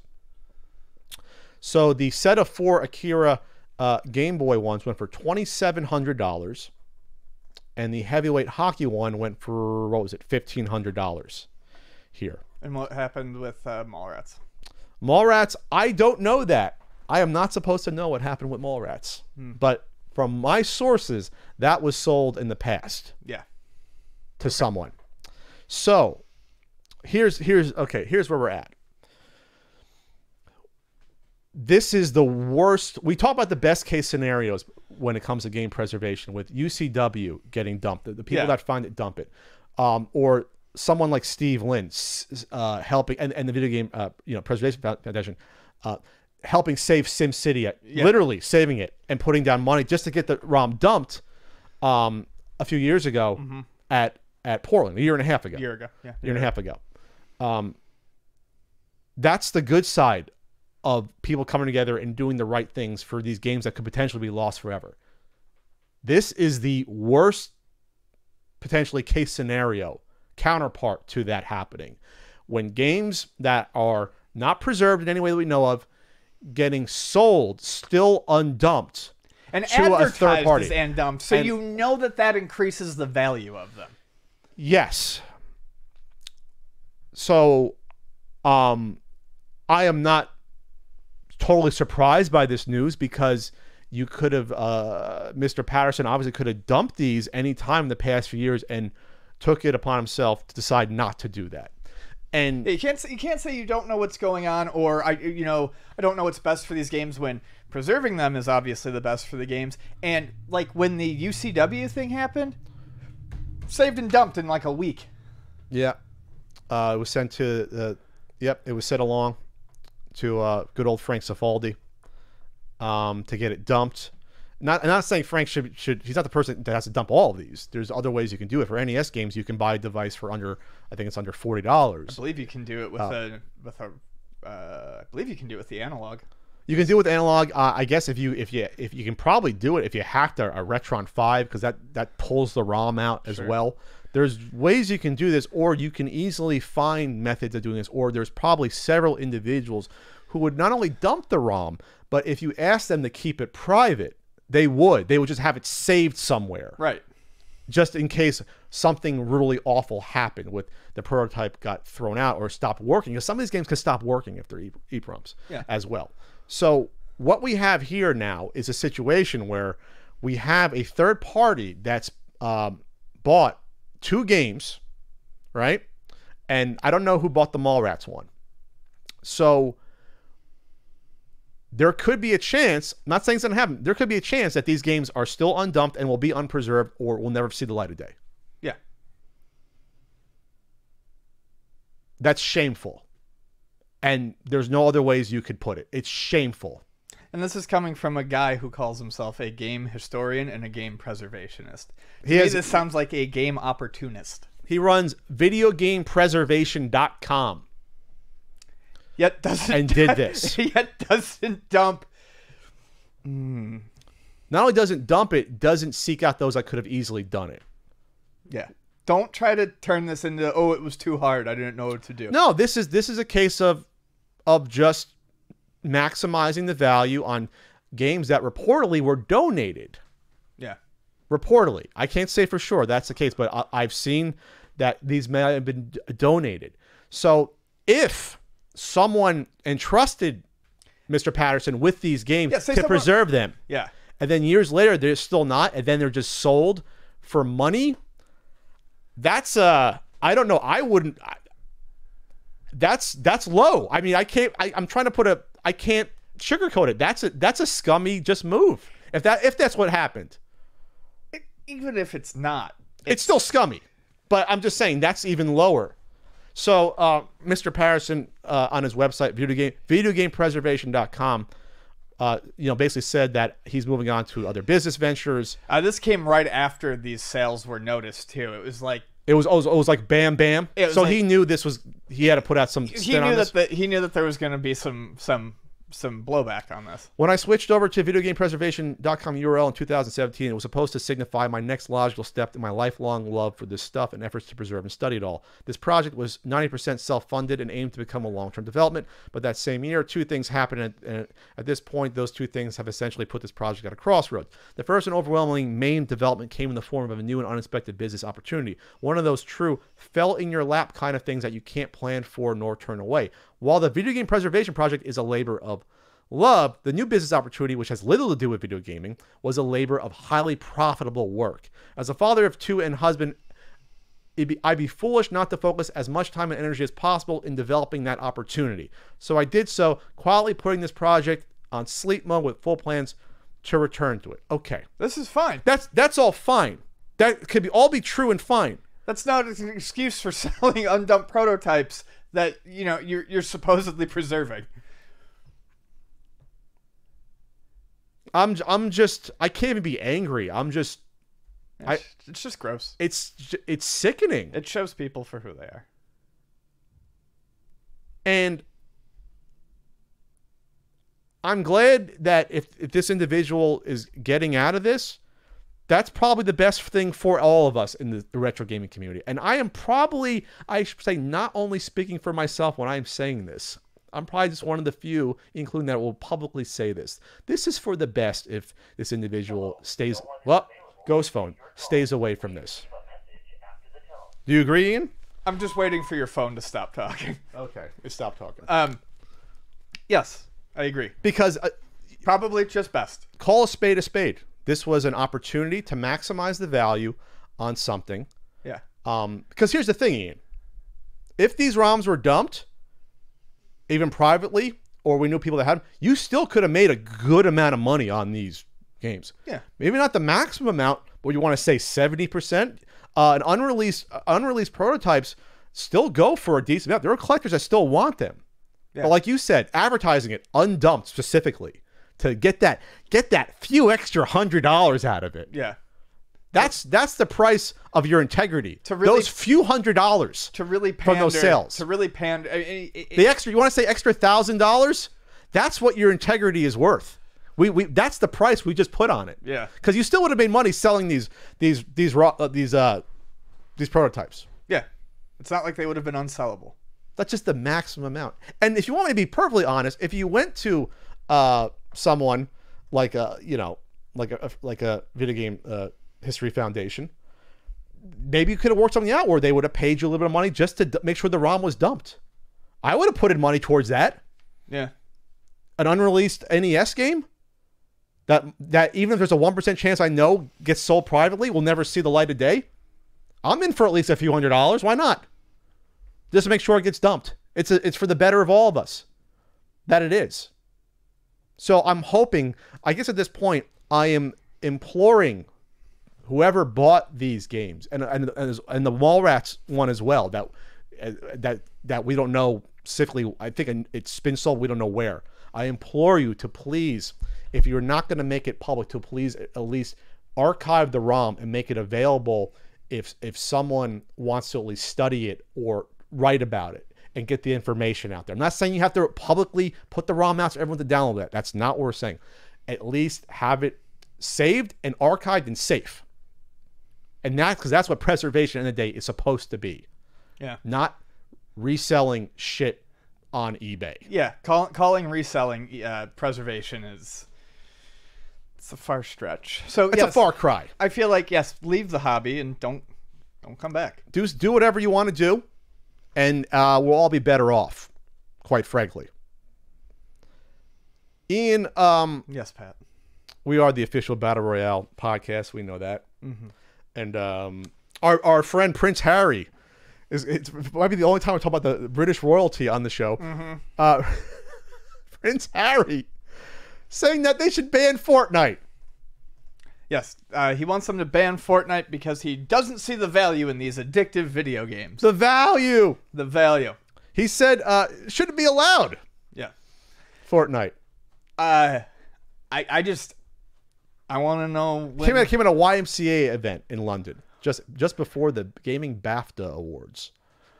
All right, what did he say? He said Fortnite shouldn't be allowed. Or what is the benefit of having in your household? It's created to addict, an addiction to keep you in front of a computer for as long as possible. It's so irresponsible. It's like waiting for the damage to be done and kids turning up on your doorsteps and families being broken down. He also suggested that social media is more addictive than alcohol and drugs. These are entirely outlandish things to even say, though. It's not. No, because games are created to be addictive in some way, especially a free-to-play game where they make their money out of keeping you there and buying shit. Yes. Thank you for having a keen fucking grasp of the obvious, Prince Harry. Yeah. The kids showing up on your doorstep and families breaking down. He's going a bridge too far. Yeah, you're going a little crazy. Yeah, and you can't ban everything because then you might as well say, well, let's ban, alcohol. Yeah, let's ban sports because sports get people, in front of the TV and doing all sorts. Yeah, there's people that spend a lot of money on there's gambling addicts, But I do know that in Britain there's gambling websites they advertise on TV. Like whenever you watch like the Sky Network, for advertising, there's always stuff about betting lines and websites. So maybe get rid of that, Harry. There's addicted personalities that are drawn to these things, and yes, there are games that are made to be more addicting, like MMORPGs, certain online games. We get that, but the answer isn't just to ban them. And I guess some people were turned off that it came from Prince Harry, just because it's like, well, you can be entertained any way you want. You got tons of money. You're the prince. That's exactly it. It was more at this point, the messenger also shouldn't have been the right messenger, even though if the message was not totally off point on some parts. He's not. You're not an expert on it, Harry. He's not. But being royalty, I think sometimes makes people feel like they're experts or that their opinions are more important, and that's dumb. It's dumb as shit. I just don't think anyone wants to. I think in particular, no one wants to hear it coming from royalty. Yeah, I guess so. But they love the royalty in Great Britain. They love him. So I don't know. They want him around. It's pompous. It seems classist. Oh, video games are not for the royalty. Well, he's saying it's not for anyone. He's at least certain ones. I think I think it's more of a class thing because if you're it's very much a class thing. If you're upper 1% of 1%, you have so much going on that you might never even have to play video games to have fun. Like you don't have time, you know. Like Right. we're gonna go to the. Oh. You're too busy fucking the horses in the polo stable. Wait, hold on a second. Let's not cast total dispersion at Prince Harry in this I already case. did. Okay. You know, you just married the lovely Meghan Markle. let's not go for him. totally nuts on it. Right? Was it Meghan Markle? Yeah. Yes, good for him. Well, good for him. Meghan Markle's lovely. God. So okay, so you don't know if Harry's a fan of the blows podcast. horses. No, We're done. no. I don't want to make Prince Harry an enemy of the CU podcast. I'm not. Blows horses. All right, we're done. Wow, that's the language I was expecting for the last topic. You brought it upon Prince Harry. You kept it reasonable there. All right, Ian. We don't want that message to be diminished. I don't care if our message about this is That's diminished. true, and there's a chance we might run into the individual again. And you know, while it'd be funny if he knows that, you know, we don't want to create too much drama. All right, Ian, we have a scumbag of week. This is coming from an article, hackinformer.com, and you know it's problematic when even the writer of the article at hackinformer.com Starts off with, this review might be controversial. on a site called hackinformer.com. We're reviewing the True Blue Mini, which is a USB device for the PlayStation Classic that comes preloaded with games. In the same vein where we have reviewed GBA clones that come preloaded with games, we do not advise this unless you buy it. Blah. So The only way to legally play legal backups is to own the physical copies already. But is the True Blue Mini worth it if you already own the games? Elbow. tick, tick, tick. So this is a prepackaged thumb drive that you plug right into your PlayStation Classic. And I guess it auto loads or automatically puts on the ROMs for you to play. Yeah, basically, it's just the Plug plug and and play. play. You plug it in, and off it goes. That's it, basically. You have, a new library of games to play. Includes a mini USB hub so you can enjoy all the fantastic two-player games without losing your second controller. Oh, so there's an output on the back of it. How nice. That's good. So, nice. There's a list of fighting. There's a fighting game pack. Then there's a meth pack. Well, hold on a second. So there's a fighting game pack that has the Battle Arena to Cheating games, Bloody Roar, Dead or Alive, Darkstalkers, Knockout Kings K1 games, which I heard are pretty good, Ready to Rumble, Street Fighter games, Tekken, X-Men, arcade games. Okay, meth pack, you can go.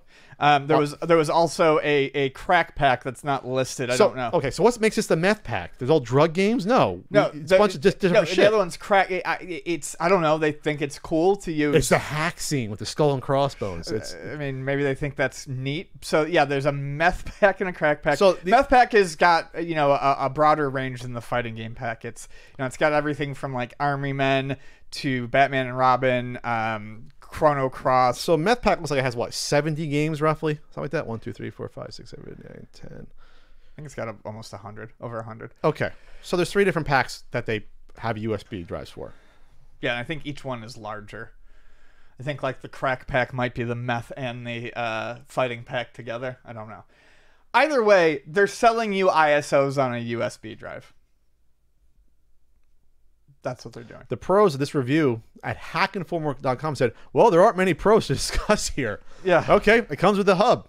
Oh, it comes with a separate hub. It's not built into No. the USB stick. Okay, the drive works out of the box. All right, cons. It costs money to get something you can get for free at home. Yes, that's a big con. Yeah. I think literally and figuratively, it's a con. This company charges you actual money. There are no extra features. No extra features. It's literally just ROMs on a device. 101 games. I guess that's the meth pack. 101, so about 100. Okay. All right. So this is packaged up like in a box, semi-professionally. You got your little plastic insert ready to go.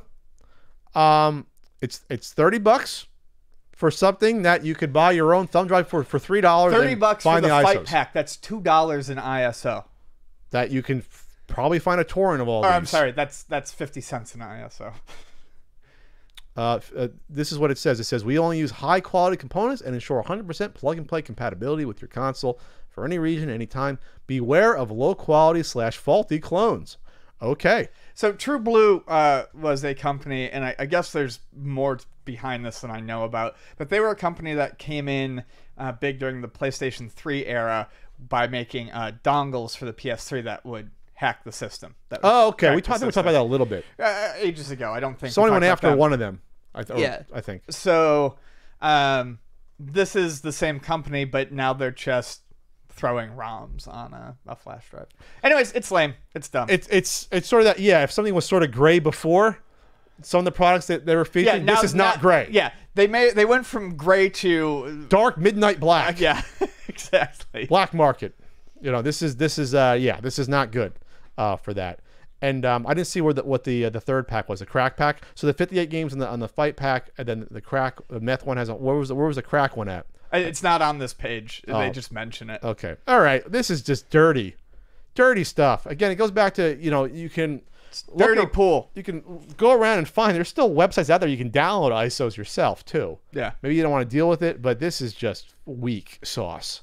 So so the True Blue Mini that even hackinformer.com cannot even suggest is our scumbag seller of the week. I'm amazed that they were able to write that much about it. It's a long review for it's a USB full of fucking ROMs. Basically what it comes down to. All right, Ian, we have Tales from the Game Store, and we have an intro that I forgot about. So let's just run the intro right here, and I'll cut from there. Kieran.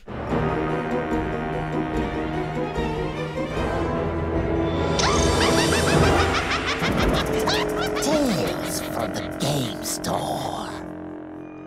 All right. You didn't see the intro yet, Ian. It's saucy. It's good. Okay. So, Ian, we've gone a couple weeks without a Tales from the Game Store. So the Tales from the Game Store gods, they have a way of coming back into our lives, I think. Well, I got a visit from the early 2000s this week, and also there was nearly a shooting across the street from work. So there's those. Which one are we going to go into? Let's talk about the visit from the 90s. So I'm sitting at work, and I hear you always know it's going to be fun when you can hear the people coming into the store trying to talk to you before they come into the store. So I hear this guy with a big deep voice. Oh yeah, we're here to Luna Video Games, and they walk on in, and the guy looks like Vin Diesel circa 2002. Younger Vin Diesel, Fast and Furious Vin Diesel. Very bro-y Diesel. Okay. Little less muscular, right? Shaved head? Shaved head. And he walks up to me and he's like, "What's up, Brody?" And I'm like, immediately in my head, Brody? I'm like, Brody. Oh, shit. So I'm like, not much. What's going on? We're here at Luna Video Games. Yeah. Nice, man. All right. So you got like PS4 games. You got what game? What what's popular? I'm like, I have PS4 games over there. My kid's got a PS2. Do you have PS2 games? I'm like, absolutely, sir. Right there, sir. Whole bin. So, whole rack. So the guy with him is like much like smaller, and he's playing like that diminutive role like from the cartoons. He's like, yeah.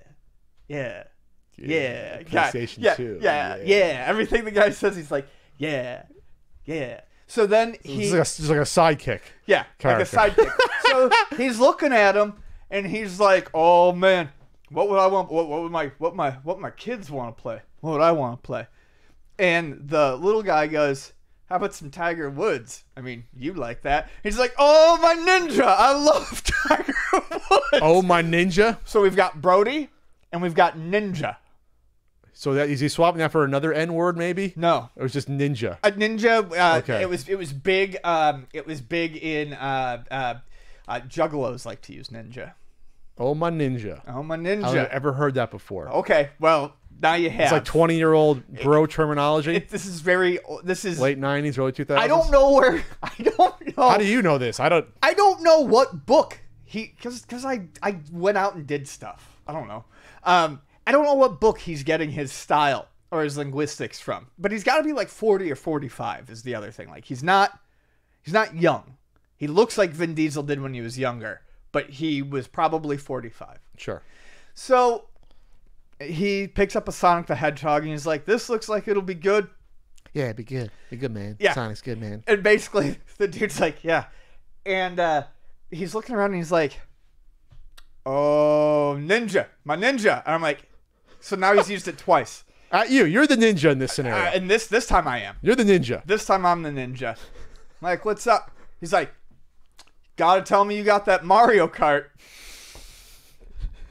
Yeah, Mario Kart. You got Donkey Kong. Yeah. And I'm like, yeah, you got Bowser. I'm like, 4. And he's like, the PlayStation 2. And I'm like, Yeah, that was good on PlayStation 2. Yeah. I was like, it was never on the PlayStation 2. I said, Mario is just Nintendo. He's like, I don't know, man. I don't know about that, bro. Don't know about that. And his buddy actually goes, no, it's just Nintendo. Nah, man, you're crazy. It's just Nintendo. It's just Nintendo. That is what. Nah, man. It's just Nintendo. So, anyway, he then finds out. I tell him about the sale. He finds out about the sale. There was a sale. Buy 2 get 1 this past weekend. That just happened. Yeah. Sorry, go on. I miss it like every year. Was it twice a year? I miss it. Twice a year. Son of a bitch. So, anyway, he looks around and he's picking up games, and I swear to God they were just coked because the guy was just so loud and bigger than life, and he kept going, like he's fucking rocketing whatever's left into the back of his throat. And then there's just this sudden death of energy in the store. Okay. They're looking around. They're not talking to each other. They're not really looking at each other. They just crashed. The guy's not talking to me.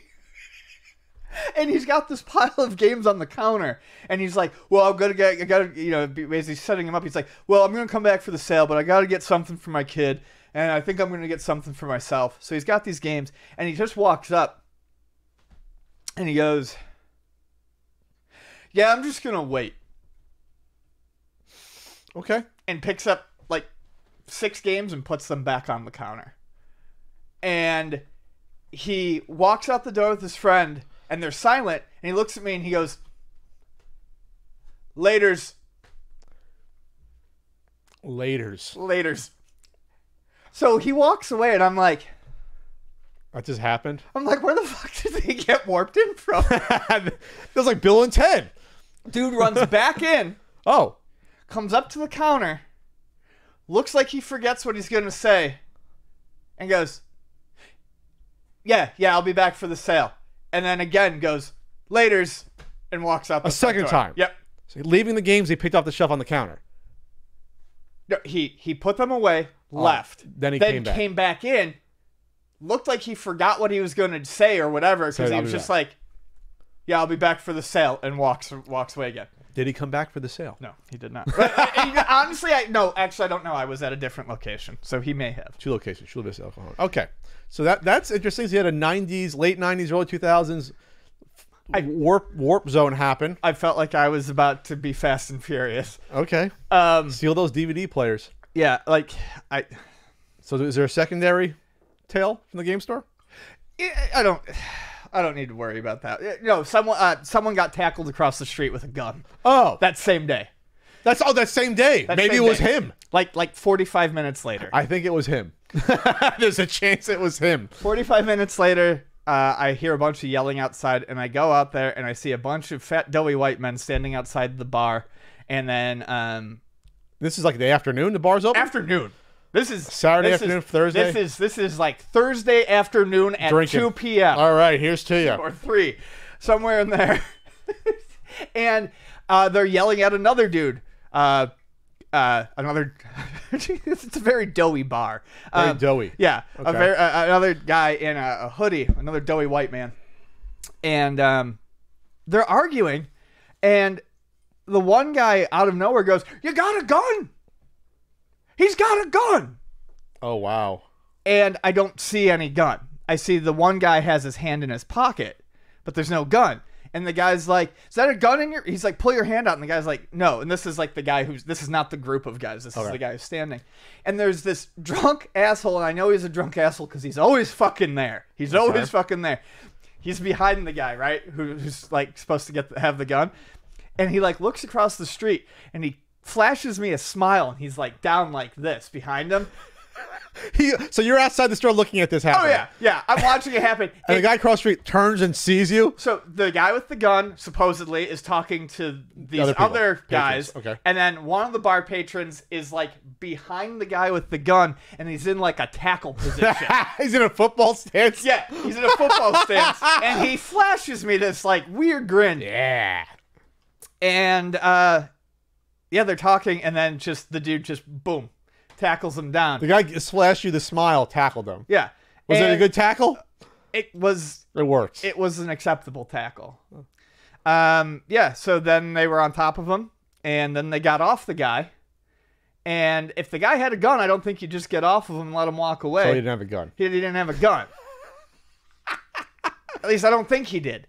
Because they let him get up, and then they started talking to each other again, and the guy walked away. If he had a gun, you don't tackle someone with a gun and then just let them get back up. No, he didn't have a gun. Yeah. The guy was okay. Then the cops showed up, and the guys at the bar out there being like, "You had a gun," and this, that, and the next thing. And yeah, it was just, honestly, knowing that bar as well as I do. This is El Cajon? Yeah. Okay. Knowing the bar like I do because I'm across the street from, I think they were all just a bunch of fucking assholes, and they wanted to Fuck with the guy? fuck with this guy. But you can't do that and then have the cops show up and then no gun. That's a false arrest. Well, the guy, they let the guy walk away. So then he didn't have a gun. Yeah, I mean, that's my thing. They said he had a gun, tackled him, kicked him a few times. He got up like a minute and a half later. He yelled some stuff, and then they let him walk away. They just wanted to assault him. Yeah. Wow, okay. Don't go to that bar. It doesn't sound like a good bar to me. No, and it's a bunch of really, it doesn't look like a good time. All right, Ian. So that made up. That was a twofer. That was a three. Want to save one for next week? No, but then something else happened. When I opened the store in the morning, there was a guy walking down the alley. It's a threefer. Just chatting away. And he looked at me and then turned away and yelled, and I kid you not, and I don't take it seriously, nor does this need to be like a focal point, because if you don't get your medicine and stuff like that, these bad things can happen. But he yells, "I will kill your fucking children," and then keeps walking. So that was how I opened. I'm like, this is a bad day. This is a bad premonition, like a bad omen. And then at the end of the day, I broke the open sign on the store. How did you break it? I touched it, and it was so sunbaked it fell and shattered into... Oh, one of the plastic ones you put on? Yeah, it just shattered. Time for an upgrade, Ian. It's time for an upgrade. And then I taped it back together. Oh, no. I had to. I needed some hours up there until we got the replacement. You duct taped it together? Yeah. Let's see. What does that cost for a plastic... $1.99. Okay. So you should have one. It still had a price tag on the back of it. Oh, yeah. I'm saying, did you buy a new one yet? I'm sure. Is that coming out of your salary with Treg? I'm sure it was purchased. Okay, that's it for this this really strange CU podcast. Laters. Wrestling, game preservation run amok. A weird VR thing with Nintendo. I'm finishing up a certain Super Nintendo guidebook. We do have to cover the Patreon topipic. Oh my god, we almost forgot the Patreon topic. That's How did right. I remember that? All I don't know. Do is go to patreon.com/CU podcast and pay us. No, Ian. This is the new way you fuck me with it. No. God, Ian. You'll never have a perfect one from me. No, I guess you want less patrons then. You don't want to gain them. What the fuck? What? I don't know how you find this humorous. It's funny. It's, oh my god. All right, so Patreon poll topic. Ian's also going to do a Google Hangout maybe this weekend. We don't know. Third place, 11%. What other gaming books would you recommend? No one wants other gaming books to be recommended to them, apparently. I thought that there's a couple that I actually recommend besides ones that I might work on. 27%. Games you've wanted to finish but find too difficult. Number one, 62%. That's a runaway. With a bullet. That's like a Vladimir Putin election. For Ian, has working at Luna changed how you view games or game collecting? Take it away. Yes. By the way, is it just me or does it feel really damp in here? You're sweaty today. You're a little sweaty. You're rambunctious. Maybe that double Diet Coke, too much caffeine. I'm fine. I'm actually pretty good. My nose is a little moist, but my nose always sweats. Sorry. Ian. So how has working at Luna changed your perception of games and game collecting? Got a wet nose. I've noticed that about you.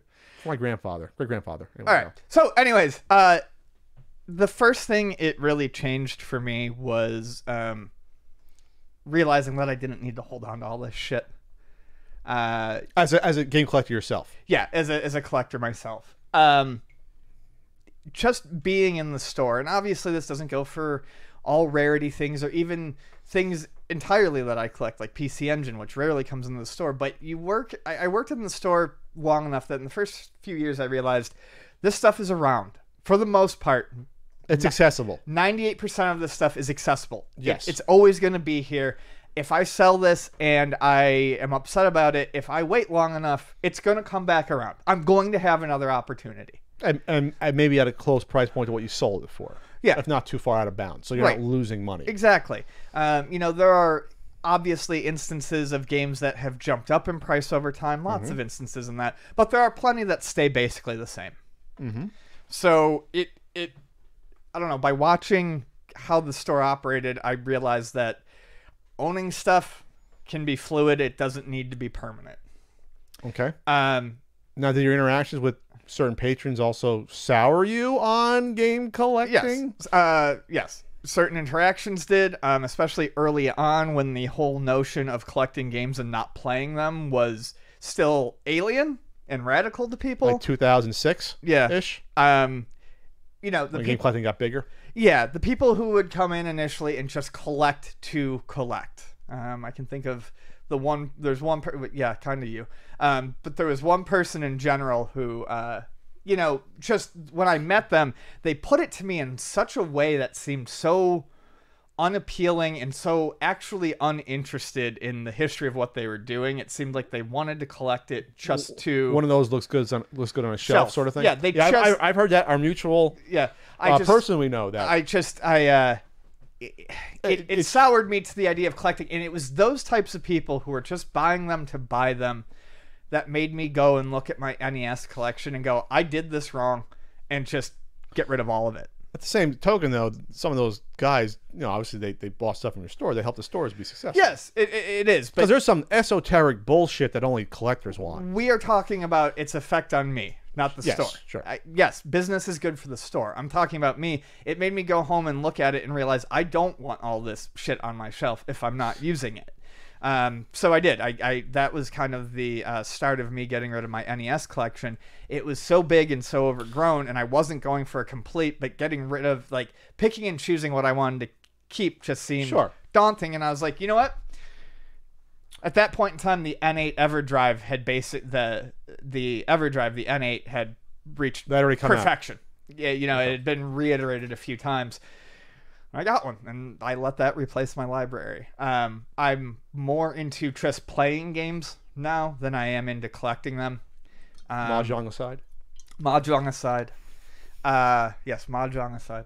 And I generally, I don't want to talk, I like to play games after work, but I don't want to talk about video games. Between this and work, I have enough video game stuff in my life. So while it's still a hobby, I guess it's probably my less apparent hobby now when I'm outside of work, if that makes sense. I play video games, but and I play a lot of video games, but I wouldn't consider myself, I would no longer consider myself like a collector or a gamer necessarily. I have collections. Are you a preservationist? I mean, because games come into the store and they're sold, does that make you a preservationist? No, just wondering randomly. No, it doesn't. That's not a preservationist. Okay, just making sure. That doesn't make me a preservationist. That's not a preservationist. Okay. I like game preservation, and if I could help it in some way, I would. But selling stuff is not a game preservation. Okay, just want to make sure that's not what game preservation actually is selling things that you acquire. Long story short, it's kind of it helped me. It helped me in a good way because it kind of rounded off some of the more extreme edges of what I was maybe looking to do with collecting. I was at one point that person who wanted the expensive titles and stuff like that, but at a very important crossroad, it calmed me down on it, I guess, as opposed to getting me more excited for it. I was ramping down right as everyone else was getting more excited. It's interesting because I guess it's not a parallel. I mean, I've gone to, God, I don't want to, God, I've gone to what the past, my first conventions related to stuff was like 2010 with like MagFest and then like SGC. So in the past 8 or 9 years, I've probably been to like 60 plus conventions. Holy shit. Maybe something like that, 50 to 60 conventions. My God, something like in that area. So after you go to a lot of these conventions, you're constantly seeing You see a lot of the same vendors. You see a lot of the same games over and over again. Yeah. So I guess it's sort of the same thing. Where I realize that some of these games aren't as rare as you think. Sure. I always go back to seeing 3 copies of NES Blackjack available at Too Many Games a couple years ago, and I think one of them might have sold when NES that happened. Blackjack? Blackjack on the NES, yes. You forget it's a game. Yeah. It's a rare game. Just blackjack. It's a rare yes, game. Yeah. You never find it at the swap meet. It might have come in the Luna like one time ever. You know what I mean? Like, yeah, I think we've had it twice. yeah, twice. That's twice in like whatever 12, 15 years, whatever. So I saw 3 of them on convention. Then you keep going to conventions, and then the same convention you see 3 stadium events. Portland, there was 3 stadium events within 50 feet of each other. There was 3 stadium events, literally across from the different vendors. So it's the same sort of thing. They're not as rare. We're past the point of people looking out for this stuff. It's now mainstream since smartphones that anyone holding on to these in their attic or they'll look it up and see, oh, this is rare. I'm not going to throw it out, or this is worth money. I won't get rid of it. Or even if I can get $20 for 5 NES games, I will probably do that. We are 7 years past that point. At least 6 years past that point where people know to look out for this stuff. So it's the same sort of thing. It's sort of like what happened to parallel with me collecting Star Wars toys, where once eBay hit, I figured out, oh no, they made millions of all these Star Wars toys. They shouldn't be worth what we think they are, and they're a lot easier to get. Yeah. And now that's happened. We've matured that way with most video games. Most of them.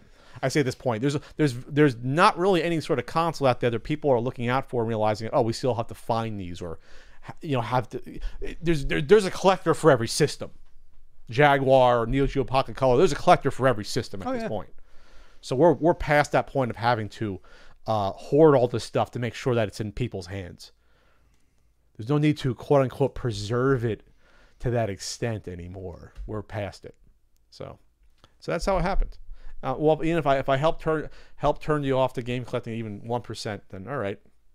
I did a good job. It was a good thing. It was a good thing. I still bought that Baby Boomer. We became friends, even though it was awkward at first. Prince of Persia. Prince of Persia, Baby Boomer, all those. DuckTales in the box, two in the box for a good deal. I think I bought it for $40. That's when it was worth. That's when the cart was worth $40. Yeah. And I got it complete for $40. Thanks for that good deal. You're welcome. Good bro price. Bro price. It's still on the shelf. I haven't sold it.